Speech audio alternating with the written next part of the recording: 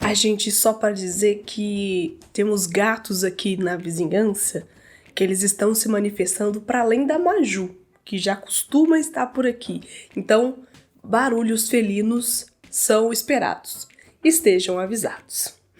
Ei, gente! Sejam todos muito bem-vindos a mais um conteúdo aqui no Astamente. Meu nome é Ana Paula, eu sou psicóloga e aqui, hoje, eu convido Vossa Senhoria a pensar do lado da perspectiva do analista, do psicólogo, do terapeuta, do psicoterapeuta, do psicólogo clínico, dessa pessoa que presta esse serviço clínico de atendimento aos seus pacientes, aos seus clientes, aos seus atendidos. Porque muitas vezes eu percebo, e esses anos de experiência na clínica conseguem me mostrar isso, que alguns pacientes chegam para mim não entendendo muito bem como que é a atuação do psicólogo. Alguns falam que uns são muito lentos e que demoram demais para atingir aquele ponto principal. Outros já falam que foram muito rápidos, os terapeutas foram muito rápidos, que apressaram demais esse movimento e acabaram indo em lugares muito desagradáveis em um momento onde eles não tiveram condições de ir naquele momento.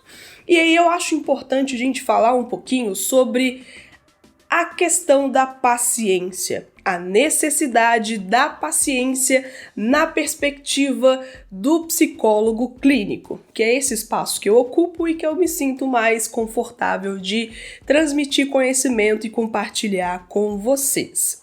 Bem, esse é um espaço onde naturalmente as pessoas já esperam um certo tipo de comportamento. Primeiro, um comportamento de conhecimento, como já não é de se imaginar que seja diferente, já que é um profissional que estudou vários anos, pelo menos 5 anos, para o caso de psicólogos, para fornecer um trabalho clínico que espera-se que seja de qualidade. Embora eu tenha alguns conteúdos aqui no canal já falando sobre atendimentos que não foram bem realizados ou conduções que foram minimamente questionáveis, mas é bom a gente ter em mente sempre que normalmente o que se espera de qualquer profissional da saúde não é somente mérito de psicólogo, que o atendimento deva ser o mais coerente e ético possível. Nesse contexto, é muito importante que nós tenhamos noção do tanto que o nosso trabalho é importante. E isso, gente, é uma faca de 2 gumes. Assim como qualquer atitude que qualquer profissional da área clínica da saúde pode oferecer para o seu paciente. Por exemplo, se algum dentista for longe demais na sua atuação, causando um problema em um paciente, ali claramente foi uma condução incorreta, foi uma condução que gerou algum problema, prejuízo para o seu cliente, para o seu paciente.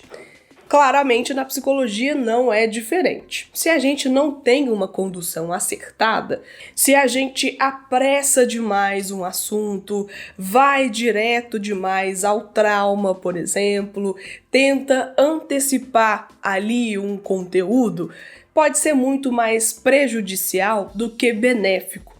E eu sei que muitos profissionais, principalmente os mais novos, os mais novatos, tem essa sensação de querer trazer resoluções mais rápido, querer trazer ou demonstrar algum tipo de efetividade, porque é aquilo que, entre aspas, vai segurar paciente, segurar cliente, ou dar um nome lá no mercado, gerar novos pacientes, gerar indicações. E, gente, muito cuidado com isso. Eu sei que tem psicólogos, psicólogas, estudantes de psicologia aqui no canal, muita atenção com essa ansiedade para gerar resultados na clínica. Eu tenho consciência de que existe uma demanda muito pessoal, não só cultural, de resultado, mas tem uma demanda muito nossa também de conseguir fazer o nosso trabalho ser algo útil, de conseguir render financeiramente, de conseguir fazer com que o seu trabalho seja algo sustentável, mas a gente também não pode colocar a saúde de outras pessoas em risco. Portanto, tome muito cuidado antes de entrar lá naquele assunto que é sensível para o seu paciente. Perceba na fala, perceba se ele ou se ela dá ali aquela saída pela lateral, se você identifica ali algumas tentativas de escapatória para não falar sobre o assunto. Eu estou ciente que nós aprendemos muito na graduação de psicologia sobre os mecanismos de defesa e que nós precisamos de ter artifícios, nós precisamos de ter manejo para conseguir quebrar esses mecanismos de defesa, mas ainda assim é para quebrar com o mecanismo de defesa, não é para quebrar com a pessoa que está ali. O mecanismo, ele tem um objetivo de ser, ele já está ali instaurado.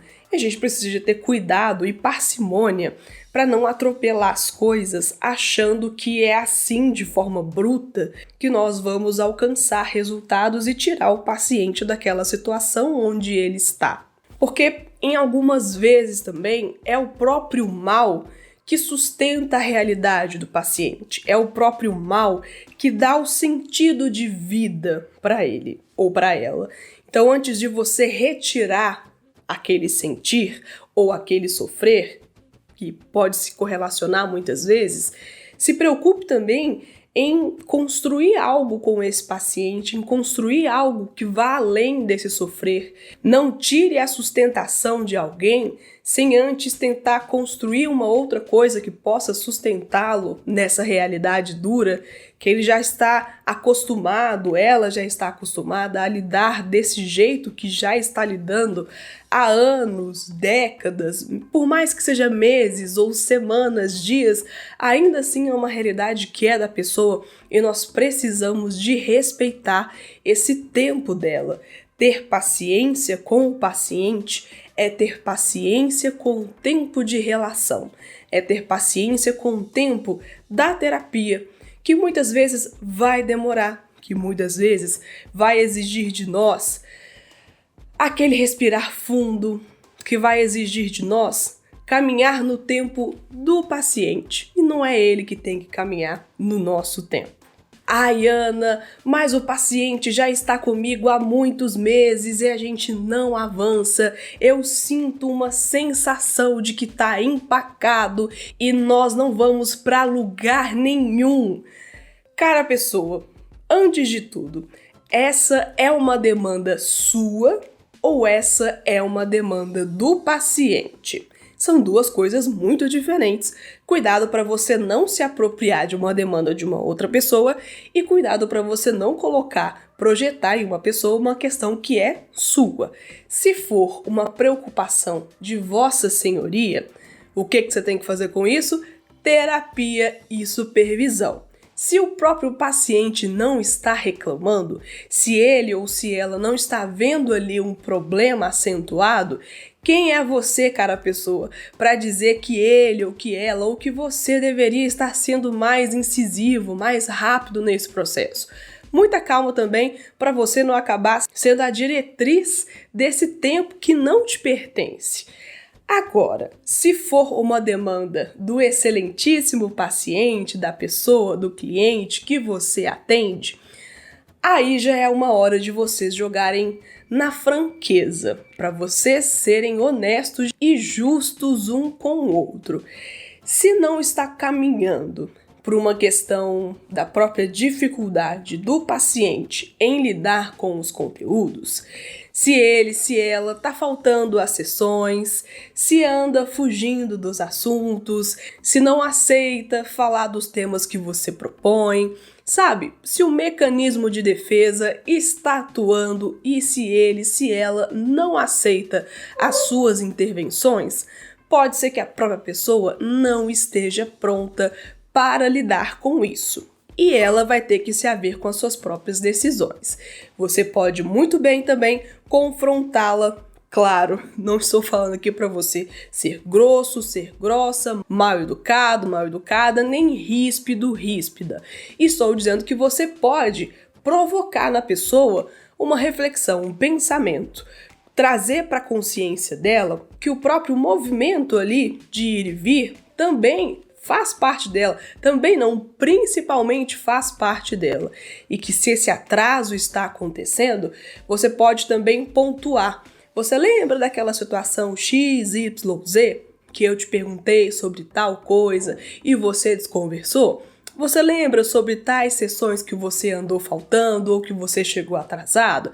É bom pontuar, relembrar, não é? Agir ali como lembrete para aquela pessoa que às vezes esquece, a memória ali muito seletiva, e a cobrança pode funcionar também para cair um pouco na consciência e a pessoa poder ter espaço para assumir as suas responsabilidades, ou então ela pode desistir. Se ela desistir, aí já é uma escolha dela e você sabe qual que é a resposta que ela te deu. Se ela ficar, aí é um compromisso que ela tem com ela mesma e com as questões dela. Mas, voltando aos primórdios aqui da questão, muito cuidado para você não agir como se você fosse a pessoa que vai escolher o tempo do paciente. É você, querido psicoterapeuta, querida psicoterapeuta, que vai caminhar junto com o seu paciente. Claro, gente, eu sou uma psicóloga, fenomenóloga, existencial. Se você é um psicólogo de outra abordagem, se você tem uma outra linha de raciocínio, se você compreende de outra forma, não significa que nem a sua forma de pensar, ou que nem a minha, está certa ou que está errada. Como eu já falei diversas vezes aqui no canal, e se você já me segue aqui há mais tempo, você sabe que as diversas escolas clínicas de psicologia promovem pensamentos filosóficos, técnicos, metodológicos diferentes. O importante é ser coerente com aquilo que você estuda, com aquilo que você se especializa, e não entrando nessa rinha de isso é melhor, isso é pior, desde que você esteja coerente com a linha da psicologia e seguindo o código de ética. Fora disso, é só confete. Eu espero que eu tenha conseguido provocar aqui algum tipo de entendimento, tanto para paciente que pode ficar aí um pouco angustiado com provocações dos seus terapeutas ou com um certo tipo de demora, entre aspas, dos mesmos, ou então para colegas psicólogos, colegas estudantes de psicologia, curiosos, porque aqui o espaço é amplo, democrático para aqueles que têm desejo em entender e aprender um pouco mais, claro, com o que eu puder contribuir. Gente, obrigada por apoiar aqui o meu trabalho, por me visitar volta e meia, por deixar o seu apoio com like, com os comentários, com os compartilhamentos. Isso para quem é criador de conteúdo independente, isso ajuda demais. Para quem fala de conteúdos técnicos que não são tão chamativos, não são tão virais assim, isso ajuda demais e me motiva a continuar sempre aqui no canal e no Instagram também, falando mais sobre psicologia, falando um pouco mais sobre você também, por que não? Um beijo e até o próximo conteúdo aqui no Astamente. Tchau, pessoal!